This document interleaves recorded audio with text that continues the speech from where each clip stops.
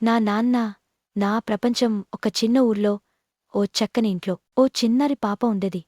ఆమె పేరు ఆద్య. శ్రీహర్షి. వయస్సారు ఏళ్ళు. ఆద్య. శ్రీహర్షికి ప్రపంచంలోనే అతి ఇష్టమైన వ్యక్తి ఎవరంటే తడబడకుండా చెప్పింది. నా నాన్న శ్రవణ్ కుమార్.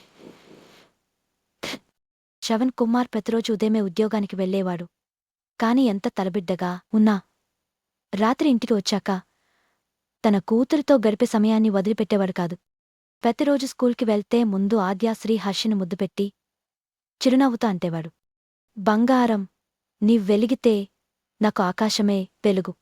ఆమె కూడా ఆనందంగా చేతులెత్తి పాపైలా నవ్వేది. ఒకరోజు స్కూల్లో డ్రాయింగ్ పోటీ జరిగింది.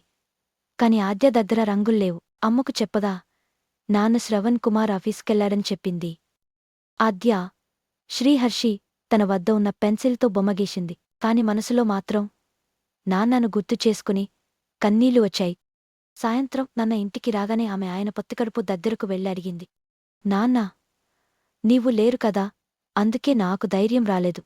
శ్రవణ్ కుమార్ ఆమెను ఎత్తుకుని తన గుండెక్కు దగ్గరగా చేర్చుకుంటూ అన్నాడు. ఆద్యా, నీ మనసులో నేనెప్పుడున్నాను. నీవు ధైర్యంగా ఉండాలి. నీవు నవ్వితే నేను బ్రతికినట్టే. ఆ మాటలతో ఆద్య శ్రీహర్షి ముఖంలో మళ్లీ చిరునవ్వు తిరిగింది. ఆ రోజు నుండి ఆమె ప్రతిరోజు చదువులోనైనా ఆటల్లోనైనా ధైర్యంగా ముందుకెళ్లేది. ఎందుకంటే ఆమెకు తెలుసు, ఆమె నాన్న శ్రవణ్ కుమార్ ప్రేమ ఎప్పుడూ ఆమెతో ఉందని. కథ మూల్యపాఠం: తండ్రి ప్రేమ అనేది కనబడదు కానీ పిల్లల హృదయంలో ధైర్యంగా నిలుస్తుంది. ప్రేమతో కూడిన మాటలు, మద్దతుతో కూడిన చూపులు జీవితాంతం